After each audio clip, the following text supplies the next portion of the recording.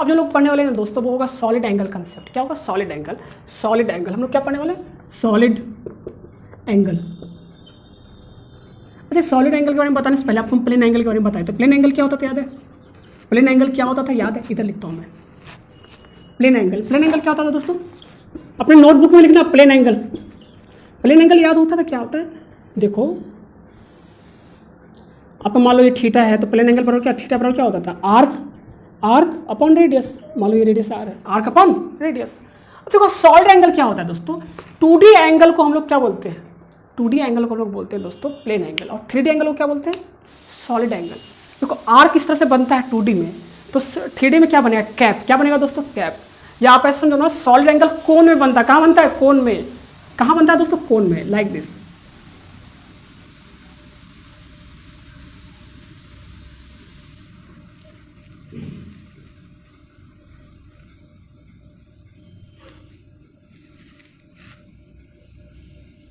समझ रहे? कौन है क्या? ये कौन है। थोड़ा सिमेट्रिक बना लेना यार खुद से, बस भावनाओं को समझाइए आप लोग, है ना, भावनाओं को समझो, ठीक है। तो यहाँ पे जो दोस्तों बनेगा ये क्या बनेगा? Solid angle. कौन में जो बनता है क्या बनता है? Solid angle. क्या बनता है दोस्तों? Solid angle. तो इसको हम लोग जो डिनोट करते हैं वो ओम से डिनोट करेंगे। किससे डिनोट करेंगे? सॉलिड एंगल को ओम से डिनोट करेंगे। This is solid angle. आप ऐसा समझ लो 3D एंगल बराबर होता है is called solid angle. Solid angle 3D angle is called solid angle. Simple सा बात। अब देखो सॉलिड एंगल बराबर क्या होता है दोस्तों? जैसे सपोज करो कि आप छोटा सा कोई एक सरफेस ले लो, छोटा सा यहाँ पे ले लेता हूँ मैं, यहाँ पे एक छोटा सरफेस ले लो आप। कैसे डिफाइन किया? इसका फॉर्मूला क्या होता है? देखो ये कोई बहुत छोटा सरफेस है, मान लो डी है। कितना है? डी है, ठीक है। और ये मान लो आर, यहाँ से आर डिस्टेंस है, बहुत छोटा सरफेस है, यहाँ से डी ए ले रहा है। कितना ले रहा है? ये डी ए है कुछ आर दूरी पे दोस्तों। तो एक कोण बनाएगा इस तरीके से, यहाँ पे इस तरह का कैप बनेगा कि नहीं बनेगा? तो यहाँ पे मान लो एक छोटा सा एंगल बना डी ओमेगा। क्या बना दोस्तों? D omega. तो डी ओमेगा बराबर क्या होता है? होता है एरिया अपॉन रेडियस, जो भी आर है। ये डिस्टेंस सपोज करो आर है तो आर का स्क्वायर। यही होता है आपका सॉलिड एंगल बराबर। कितना होता है? डी ओमेगा बराबर D A upon R square. D A upon R square, simple, ठीक है। या फिर आप सपोज करो, एक्चुअली डी ए भी होता है, या फिर आप इस फॉर्म में फॉर्मूला देखोगे कभी कभी। सपोज करो कि सरफेस इस तरीके का दे दिया आपको, सरफेस किस तरीके का दे दिया? इस तरीके का दे दिया, ठीक है। तो बताओ तुम कौन सा, ये मान लो ए डैश है। कितना? ए डैश है।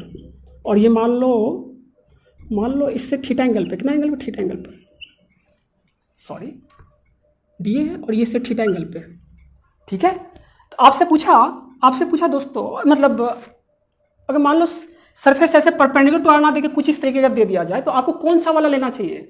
कौन सा वाला एरिया लेना चाहिए? एरिया हमेशा लेना है आर के परपेंडिकुलर, आर के परपेंडिकुलर। तो याद रखिएगा एरिया क्या लोगे? डी ए परपेंडिकुलर रखना। आपको क्या रखना formula? D A perpendicular upon जो सेंटर से जहां पे जो आपका सॉलिड एंगल बन रहा है वहां से डिस्टेंस आर स्क्वायर। सिंपल। क्या याद रहेगा ना? सॉलिड एंगल का फॉर्मूला ये होता है, सॉलिड एंगल का फॉर्मूला ये होता है, ठीक है। इसका जो यूनिट होता है ना, क्या दोस्तों? यूनिट, इसका यूनिट होता है स्टे रेडियन। कितना होता है दोस्तों? Stay radian. स्टे रेडियन इसका यूनिट क्या है? इसका यूनिट क्या होता है? ऐसा यूनिट स्टे रेडियन। अब देखो सर्कल, जैसे मान लो एक चक्कर काटते थे तो कितना बनता था? 2 पाई ना। तो एक चक्कर काटने का 2D में अगर प्लेन एंगल में एक चक्कर मतलब सर्कल होता है। क्या होता है? सर्कल। तो 3D में क्या होगा दोस्तों? स्फेरिकल। क्या होगा? स्फेरिकल। जैसे सपोज करो मान लो कोई स्फेयर है, इसके सेंटर पे दोस्तों टोटल सॉलिड एंगल कितना होगा? बता सकते हो? हाँ सिंपल। तो सॉलिड एंगल बराबर क्या होगा? Integration of D A upon R square ना। देखो डी ए, कोई भी सरफेस लोगे, मान लो यही सरफेस लिए आप, ठीक है। तो यहाँ पे देखो ये जो सरफेस है ये आर के परपेंडिकुलर ही तो है कि नहीं? तो कितना हो जाएगा बता दो? अच्छा यहाँ एरिया वेक्टर नहीं बोला है, सरफेस परपेंडिकुलर टू आर लेना, surface area perpendicular to R, तो प्लेन परपेंडिकुलर टू आर लेना। यहाँ पे एरिया वेक्टर का बात नहीं की, एरिया वेक्टर को तो सेम डायरेक्शन में लोगे। डी ए देखो ये रेडियस है, हर पॉइंट का रेडियस सेम है, तो radius of curvature R square हो गया। अच्छा ऊपर का टोटल करोगे इंटीग्रेशन टोटल क्लोज सरफेस में, तो कितना हो जाएगा आपका? 4 पाई आर स्क्वायर ना। स्फीयर का कितना होता है? 4 पाई आर स्क्वायर। तो आर स्क्वायर कैंसिल हो गया, तो ओमेगा बराबर कितना हो गया? 4 पाई। जैसे प्लेन एंगल कितना होता है एक चक्कर में, एक सर्कल में प्लेन एंगल कितना बनता है? 2 पाई। उसी तरह दोस्तों सॉलिड एंगल कितना बनता है स्फीयर के केस में? स्फीयर या किसी भी केस में कितना बनता है 4 पाई। तो एक बात याद रखना, मान लो यहाँ पे मान लो इस तरह का क्लोज सरफेस होता है और यहाँ पे बताते कि इस क्लोज सरफेस से टोटल सॉलिड एंगल कितना बना, तो कितना बताओगे आप 4 पाई। कितना बताओगे आप 4 पाई। टोटल सॉलिड एंगल कितना है 4 पाई। ओमेगा बराबर 4 पाई। मान लो इस तरह का कोई क्यूब है, क्या है दोस्तों कोई क्यूब, ठीक है, इस तरह कोई क्यूब है, हम लेके क्यूब मान लो यहाँ पे इस पॉइंट पे टोटल सॉलिड एंगल क्यूब कितना बना रहा है, तो कितना बोलोगे आप 4 पाई। 4 पाई। अरे जैसे प्लेन एंगल 2 पाई बनाता है ना, अरे भाई मेरे, मान लो कोई इस तरह से घूम रहा है तो तुम यहाँ पे है, तो तुम मान लो यहाँ पे कोई घूम रहा है तो तुम उसको देखने के लिए कितना एंगल घूमोगे टोटल, अगर पूरा का पूरा एक चक्कर मारेगा तो तुम 2 पाई घूमोगे ना, तो वो 2D एंगल है ना, है कि नहीं है। तो वो जरूरी मान लो वो ऐसे ऐसे ऐसे ऐसे घूमता तभी तो आप 2 पाई ही घूमते ना, टोटल एक चक्कर काटता। तो उसी तरह सॉलिड में कितना होता है दोस्तों 4 पाई। एक चक्कर में मतलब कितना होता है सॉलिड में 4 पाई। तो सॉलिड एंगल का मैक्सिमम वैल्यू कितना होगा एक चक्कर में 4 पाई। सॉलिड एंगल का मैक्सिमम वैल्यू कितना होता है 4 पाई। और फॉर्मूला ये होता है डी ओमेगा बराबर होता है DA/r², या फिर आप ऐसे याद रखो DA परपेंडिकुलर। ए परपेंडिकुलर किसके परपेंडिकुलर दोस्तों, प्लेन परपेंडिकुलर टू R, ठीक है। कौन सा एरिया लेना है, ठीक है, जो परपेंडिकुलर टू R वाला एरिया है। देखो R वाला, R ये है आपका, R ये है, ये वाला एरिया लेना है, ठीक है। क्या सॉलिड एंगल थोड़ा थोड़ा बात क्लियर है। तो देखो इसमें जो हम लोग को मेन पढ़ना है ना, हम लोग को मेन पढ़ना है इसमें relation between solid angle and plane angle. क्या पढ़ना है दोस्तों, relation between solid angle and plane angle. ये भी देख लो, रिलेशन आपको याद रहना चाहिए। वैसे मैं ड्राइव कर देता हूँ, बट आपको क्या याद रहना चाहिए इस क्वेश्चन में, आपको याद रहना चाहिए, आपको क्या याद रहना चाहिए, ये रिलेशन बड़ा इंपॉर्टेंट है आपके लिए। रिलेशन से क्वेश्चन पूछा जाता है, मैं आपको क्वेश्चन करके भी दिखाऊंगा, ठीक है। क्या है रिलेशन बिटवीन, ठीक है, plane angle and solid angle,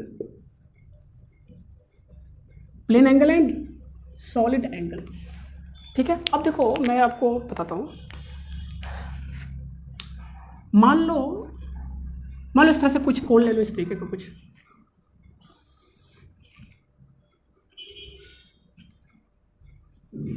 समझ रहे किस तरीके का है, और ये सेंटर ले लो। ये मान लो एक स्फीयर से ही काट लो ना, इसको किससे काट लो, प्रूफ करना इजी हो जाएगा। रेडियस आर, इसको हम लोग स्फीयर से काटे इस तरह से, समझो। ये मान लो स्फीयर था, ठीक है, यहाँ से इसको कट कर दिया, ऐसे कट कर दिए, और तो इसी तरह का तो बनाना ये, समझ रहे, प्रूफ करना, इसलिए मैं स्फीयर से कट कर लो। रेडियस आर है, स्फीयर से कट कर दिया, कौन बना इस तरीके का, क्या समझ रहे किस तरीके से बना ये। गुड। अब देखो आपको इसमें क्या दे रखा है, आपको इसमें दे रखा है इस तरीके से, ये जो एंगल है ना ये अल्फा है। ये एंगल कितना है दोस्तों अल्फा, ये एंगल कितना है अल्फा, इसको बोलते हैं, ये वाला एंगल कितना है अल्फा, इसको बोलते हैं semi vertical angle, semi vertical angle. ये प्लेन एंगल है, कौन सा एंगल है प्लेन एंगल, कौन सा एंगल है दोस्तों प्लेन एंगल, मतलब ये इस तरीके से है, ये इस तरीके से, ठीक है। और ये कोण क्या बन रहा है दोस्तों, जब इसको पूरा पूरा इस तरह से रोटेट कर दे रहे हो तो ये कोण पूरा शेप ले रहा है, ठीक है। ये इस तरीके से अल्फा है, जब इसको पूरा रोटेट कर दे रहे हैं तो क्या बन जा रहा है, ये पूरा सॉलिड एंगल बना रहा है। क्या बना रहा है सॉलिड एंगल। क्या मेरी बातें क्लियर है, तो ये प्लेन एंगल हुआ, ठीक है। अब आपको टोटल यहाँ पे सॉलिड एंगल बनता है, उसके बारे में आपको बताना है ना, वो सॉलिड एंगल का वैल्यू कितना होगा। तरीका देखो, तरीका क्या है, यहाँ पर से दोस्तों थीटा पे जाके, कहाँ पे जाकर, थीटा पे जाकर के एक डी थीटा का एलिमेंट लो। किसका एलिमेंट लो, डी थीटा। किसका एलिमेंट लो, डी थीटा। डी थीटा का एलिमेंट लोगे तो ये इस तरह का एलिमेंट बनेगा ना, रिंग टाइप का, समझ रहे किस तरह का बनेगा, रिंग टाइप। कितना पे जाकर थीटा पे, ये टोटल आर है, थीटा पर जाके डी थीटा का एलिमेंट लोगे तो क्या बनेगा एलिमेंट, इस तरह का कुछ एलिमेंट होगा। किस पे, कैप पर, मतलब सर्कुलर आर्क पर यार, एक्चुअली होगा कि नहीं होगा। एक्चुअली देखो ओमेगा बराबर क्या होता है आपका, एरिया ऑफ आर्क, अरे area of cap, sorry, area of cap upon R का स्क्वायर। अरे यही होगा ना सॉलिड एंगल। तो मुझे एरिया ऑफ कैप निकालना, उसके लिए मैं क्या किया, थीटा पे जाकर के डी थीटा का एक एलिमेंट लिया, ठीक है, जो एक रिंग बनाएगा। क्या बनाएगा दोस्तों, रिंग। समझ रहे क्या बनाएगा, ये रिंग बनाएगा। अब देखो वैसे प्रूफ उतना इंपॉर्टेंट नहीं है, बट आपको जो रिलेशन आएगा बहुत जरूर याद रखना, ठीक है। अब देखो ये आर है तो ये वाला कितना हो गया, एक थीटा, तो ये आर साइन थीटा ना, तो रेडियस इसका कितना हो गया दोस्तों, आर साइन थीटा। रेडियस कितना हो गया, आर साइन थीटा। अब देखो अगर इसका एरिया निकालोगे, छोटा सा एरिया, तो वो कितना आएगा, वो छोटा सा एरिया बताना कितना आएगा दोस्तों, आएगा वो आपका 2 पाई आर साइन थीटा, फिर 2πr साइन थीटा इंटू, अच्छा ये वाला लेंथ कितना आएगा, इसका मोटाई कितना आएगा दोस्तों, देखो थीटा जाकर डी थीटा है ना, तो कितना हो जाएगा आर डी थीटा, मोटाई कितना आर डी थीटा, तो इंटू क्या हो जाएगा आर डी थीटा। ठीक है, टोटल एरिया निकालने के लिए इंटीग्रेशन करोगे ना, तो इंटीग्रेट करो इसको, तो टोटल एरिया के लिए इंटीग्रेट करो तो क्या होगा, integration of 2πr² sine theta D theta. ठीक है, कहाँ से कहाँ तक करोगे, देखो थीटा वैल्यू कहाँ से कहाँ तक करोगे दोस्तों, जीरो से लेकर के, ये टोटल एंगल अल्फा है ना, तो जीरो से लेकर अल्फा, देखो माइनस अल्फा से लेकर प्लस अल्फा तक मत कर देना, क्योंकि देखो जब आप जीरो से अल्फा ले रहे हो तो पूरा पूरा कवर हो रहा है, नीचे वाला एक कवर हो जा रहा है ना, इसलिए जीरो से अल्फा तक आप इसको इंटीग्रेट करो। कहाँ से कहाँ तक इंटीग्रेट करो, जीरो से अल्फा तक आप इसको इंटीग्रेट करो। ठीक है, अब जब देखो ये सब कांस्टेंट टर्म है तो बाहर निकल जाएगा, कितना हो जाएगा 2πr²।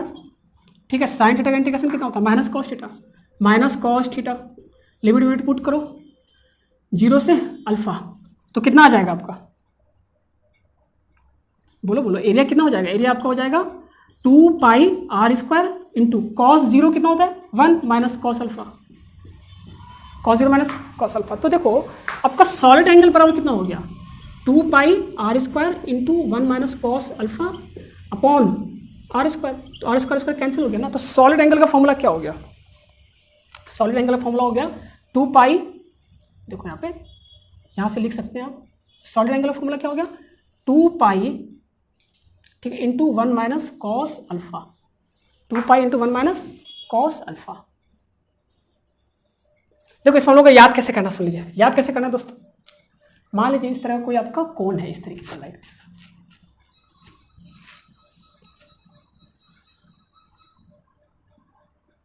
समझ रहे किस तरह कोण है, ठीक है, और ये एंगल अल्फा जिसको आप सेमी वर्टिकल एंगल बोलते हो। ठीक है, आप याद रखिएगा यहाँ पे जो ओमेगा बनता है, इस कैप का जो यहाँ पे ओमेगा बनेगा, यहाँ पर जो ओमेगा बनेगा वो ओमेगा बराबर होता है 2π into 1 minus cos alpha, 2π into cos alpha क्या है प्लेन एंगल, और ये सॉलिड एंगल, दोनों में रिलेशन आ गया ना। आपको इस तरीके से फॉर्मूला को याद रखना है, इस तरीके से इस फॉर्मूला को याद रखना, चलो नोट डाउन कर लो, इस तरीके से फॉर्मूला को याद रखना, नोट डाउन कीजिए।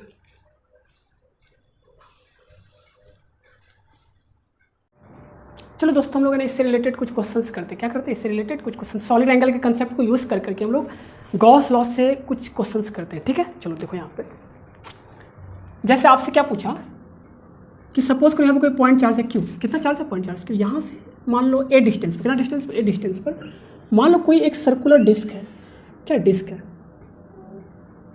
जिसका रेडियस दिया हुआ आर, जिसका रेडियस कितना दे रखा है आर। ठीक है दोस्तों, रेडियस आर दे रखा है, आपको पूछा find flux through this surface, find flux through this disc, find flux through disc, this is question, लिख लो, नोट डाउन करो क्वेश्चन, पहले खुद से ट्राई करना, उसके बाद मेरा देखो। अब देखो मैं इसको बनाने का आसान तरीका बताता हूँ, सॉल्यूशन देखो, या क्वेश्चन क्लियर है, क्वेश्चन क्या है find flux through disc, this is question. Solution देखिए, ये रेडियस आर है, इसका कितना रेडियस आर है। अब देखो इसका सॉल्यूशन देखो दोस्तों, अब पहले ये बता दो, ये इस तरीके का है, ये इस तरह का सर्कल है, ठीक है, और यहाँ पे पॉइंट चार्ज रखा हुआ है। ठीक है, अब आपको देखो ये सर्कल जो होगा, ये जो मतलब आपका डिस्क है, इस पॉइंट चार्ज पे सॉलिड एंगल कितना बनाएगा ये निकालो पहले, क्या निकालो, सॉलिड एंगल कितना बनाएगा ये निकालो।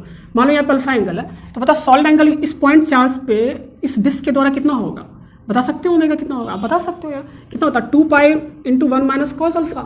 अच्छा कॉस अल्फा का वैल्यू यहाँ से पुट कर दो, ये ए है और ये कितना आपका आर है, और ये क्या है ए, तो ए बाय दिस ना, ये कितना हो जाएगा r² प्लस ए स्क्वायर ना, अरे बी बटे एच, तो कितना हो जाएगा आपका 2π 1 minus A B upon root over r² plus H square. अरे सॉलिड एंगल तो क्यू चार्ज पे यही बनाएगा ना। अब ईमानदारी से बोलना दोस्तों, एक बात ईमानदारी से बोलना, क्यू टोटल फ्लक्स कितना, अगर चारों तरफ सरफेस होता है तो टोटल फ्लक्स क्यू से कितना निकलता है हर डायरेक्शन में, कितना निकलता है, क्यू बाय एप्सिलॉन नॉट ना, तो वो कितना सॉलिड एंगल के लिए निकलता है 4π। अरे मैक्सिमम सॉलिड एंगल का वैल्यू कितना होता है 4π होता है ना, तो 4π के लिए कितना फ्लक्स निकला क्यू बाय एप्सिलॉन नॉट, 4π के लिए दोस्तों फ्लक्स कितना निकला क्यू बाय एप्सिलॉन नॉट, निकला कि नहीं निकला, कैपिटल क्यू है तो ले लो। तो दोस्तों ओमेगा के लिए कितना निकलेगा दोस्तों बताओ, यहाँ पे मैं लिखते रहूँ, इतना सॉलिड एंगल के लिए कितना निकलेगा, तो यूनिट के लिए कितना निकलेगा बता दो, यूनिट के लिए निकलेगा क्यू अपॉन 4π एप्सिलॉन नॉट। तो दोस्तों इतना के लिए कितना निकलेगा बता दो, तो ओमेगा के लिए कितना निकलेगा Q upon 4π epsilon not into multiply करोगे ना, into 2π into 1 minus A upon root over r² plus R square plus A square, ये ए है ना, ए लिख लो, R square plus A square. तो देखो 2 पाई यहाँ से कैंसिल हो गया, तो कितना हो गया, इससे टोटल फ्लक्स कितना पास होगा आपका, 5 थ्रू साइडेड सरफेस कितना होगा, Q upon 2 epsilon not into 1 minus A upon root over A square plus R square. Simple question था, समझ में आया? आई होप आप लोग समझ में आ गया होगा, सिंपल सा क्वेश्चन था यार, कुछ भी नहीं था इस क्वेश्चन में। चलो नोट डाउन कर लो फास्ट। और एक क्वेश्चन दिखाता हूँ सॉलिड एंगल के ही कंसेप्ट से। सॉलिड एंगल का कंसेप्ट बहुत जगह यूज होता है फिजिक्स में, ये प्रॉब्लम्स को ईजी बनाता है। पावर ओवर में देखोगे इंटेंसिटी में सॉलिड एंगल का कंसेप्ट यूज करते हैं। वैसे आप लोग के डिस्कशन में नहीं होता होगा यूज, बट होने से ईजी पड़ता है चीज़। क्या सॉलिड एंगल अच्छे से क्लियर है आप लोग सभी को? क्लियर होना चाहिए सॉलिड एंगल या सॉलिड एंगल। चलो एक और क्वेश्चन देखो, मान लो इस तरीके से कोई आपका सिलेंडर है, ठीक है, जिसका लेंथ ले लो L, लेंथ कितना ले लो L, इसके सेंटर पे, कहाँ पे, सेंटर पे, मतलब यहाँ से L/2 दूरी पर, इसका रेडियस मैं ले रहा हूँ R। क्यों चार्ज रखा हुआ आपको, कितना चार्ज रखा, क्यों? आपसे पूछा find flux through curved surface. Curved surface का मतलब क्या हो दोस्तों, जैसे ये आपका सिलेंडर है, तो ये जो कर्व्ड सरफेस उसके थ्रू, इधर वाला और इधर वाला तो फ्लैट सरफेस है ना, इसके थ्रू नहीं बताना, कर्व्ड सरफेस के थ्रू बताना आपको, ठीक है। चलो सॉल्यूशन पहले खुद से ट्राई करना, उसके बाद सॉल्यूशन में मेरा देखना, ठीक है। अब देखिए सॉल्यूशन, अब देखिए आप अभी क्या निकाले थे, आप ये वाला भी निकाले, सेम प्रॉब्लम किए थे यार, L/2 दूरी पर है ये, अब यहाँ से यहाँ तक L/2 दूरी पर है, तो आप इसके थ्रू फ्लक्स निकाल लिए थे ना, तो जितना इसके थ्रू आएगा उतना ही इसके थ्रू भी आएगा कि नहीं आएगा? तो देखो इस दोनों के थ्रू कितना फ्लक्स हुआ आपका, डायरेक्ट मैं लिख दे रहा हूँ, इस दोनों के थ्रू टोटल फ्लक्स कितना आएगा आपका, इसके थ्रू कितना आया था, Q/2 epsilon not into 1 minus cos alpha ना, कॉस अल्फा का वैल्यू कितना आएगा आपका L/2 upon R square plus L/2 का स्क्वायर का रूट। अरे यही था ना आपका, इसके थ्रू, तो 2 से मल्टीप्लाई कर दोगे तो टोटल इस दोनों के थ्रू आ जाएगा ना फ्लक्स, ठीक है। इस दोनों के थ्रू तो फ्लक्स ये निकला, आपको क्या निकला, कर्व के थ्रू, तो टोटल फ्लक्स कितना निकला था आपका, टोटल फ्लक्स निकला था Q/एप्सिलॉन नॉट, तो टोटल में से इस दोनों का घटा दोगे तो कर्व सरफेस के थ्रू आ जाएगा ना फ्लक्स, मतलब क्या आ जाएगा, 5 थ्रू कर्व सरफेस आ जाएगा कि नहीं आएगा? This is answer. नहीं आया समझ में, इजी था यार, कुछ भी नहीं था, एक ही बार में आ जाएगा, समझ लो अच्छे से। चलो नोट डाउन करो फास्ट, कल के ही कंसेप्ट से है वो भी क्वेश्चन क्या है, पूछा हुआ है IIT में आया हुआ है, ठीक है। क्वेश्चन क्या है सुनना, एक Q1 चार्ज है, ठीक है, यहाँ से कुछ दूरी पे Q2 चार्ज है, कितना चार्ज है, Q2। बोला कि यहाँ से एक इलेक्ट्रिक फील्ड लाइन इस तरह से निकला एट एन एंगल अल्फा, ठीक है, और यहाँ पे आके ऐसे घुसा एट एन एंगल बीटा, ठीक है, अल्फा बीटा। आपसे पूछा find relation between alpha and beta, find relation between alpha and beta, ये है क्वेश्चन। चलो पहले खुद से ट्राई करना, सॉलिड एंगल के कंसेप्ट से है, उसके बाद मेरा सॉल्यूशन देखना, ठीक है। चलो अब देखो दोस्तों, अगर हम सॉलिड एंगल के कंसेप्ट से देखें, किस कंसेप्ट से देखें, सॉलिड एंगल के कंसेप्ट से देखें, तो देखो ये जो यहाँ से अल्फा एंगल पे निकला, देखो अब देखोगे तो अल्फा एंगल पे तो सिमेट्रिकली हर तरफ से निकला होगा, अरे सिमेट्रिकली हर तरफ से लाइन निकला होगा अल्फा एंगल पे, सिमेट्रिक होता है ना, अल्फा एंगल पे हर तरफ से लाइन निकला होगा दोस्तों। अगर हर तरफ से लाइन निकला होगा तो एक बात तो क्लियर होगा ना, जितना भी अल्फा एंगल से इधर निकला होगा लाइन, जितना भी अल्फा एंगल से इधर लाइन निकला होगा, इधर टोटल 3D में सोचो, कितना में सोचो, 3D में सोचो, वो सारा का सारा क्या गया होगा, सारा सारा इसमें ही गया होगा ना, बीटा एंगल पे ही, आप बीटा एंगल के अंदर में ही क्या होगा, यहाँ पे घुसा होगा। नहीं समझे, बोलो। तो मैं आपको क्या बोला चाह रहा कि जितना फ्लक्स अल्फा एंगल पे निकला, वो सारा सारा फ्लक्स कहाँ गया होगा, बीटा एंगल पे ना, क्योंकि कोई भी लाइन एक दूसरे को क्रॉस करके बाहर थोड़ी जा सकता है यार, मतलब जितना अल्फा एंगल में फ्लक्स निकला उतना ही बीटा एंगल में फ्लक्स इसमें अंदर घुसा होगा, जितना लाइन से निकला होगा अल्फा एंगल पे उतना लाइन से अंदर घुसा होगा। तो आप ऐसा बोल सकते हो अल्फा एंगल पे जितना फ्लक्स होगा इस चार्ज का, उतना ही बीटा एंगल पे इस चार्ज का फ्लक्स होगा, क्योंकि क्या है ना, कोई भी लाइन एक दूसरे को क्रॉस करके बाहर थोड़ी जाएगा यार, जितना यहाँ से अल्फा एंगल पे निकला होगा, अल्फा एंगल के अंदर में जितना भी निकला होगा, इस तरह से कुछ किसी भी एंगल पे निकला होगा, वो सारा का सारा यहाँ पे घुसा होगा। तो देखो अल्फा एंगल में टोटल फ्लक्स कितना घुसा है, Q अपॉन, अरे 4π एंगल पे कितना होता है, 4π एंगल पे कितना होता है, Q/ε0 ना, होता है कि नहीं होता है, 4π एंगल पे कितना होता है, तो बताओ कितना यहाँ पे कितना एंगल बन रहा है? अरे ये प्लेन एंगल है तो सॉलिड एंगल से इसकी कॉस्पोंडिंग कितना होगा? 2 pi into 1 minus cos alpha ना। एंगल पे कितना फ्लक्स होगा बता दो? Q by epsilon not into 4 pi epsilon not into 2 pi minus cos alpha, 2 pi into 1 minus cos alpha ना।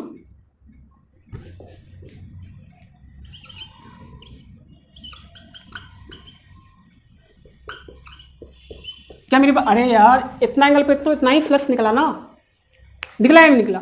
उसी तरह बता दो दोस्तों बीटा एंगल पे कितना फ्लक्स अंदर जाएगा बता दो? Q upon 4 pi epsilon not, अच्छा यहाँ पे 2 पाई भी है, सॉरी 2 पाई भी है यहाँ पे, into 2 pi into 1 minus cos alpha, cos beta, sorry. क्या यही ये दोनों बराबर होगा कि नहीं होगा? ये दोनों बराबर होगा।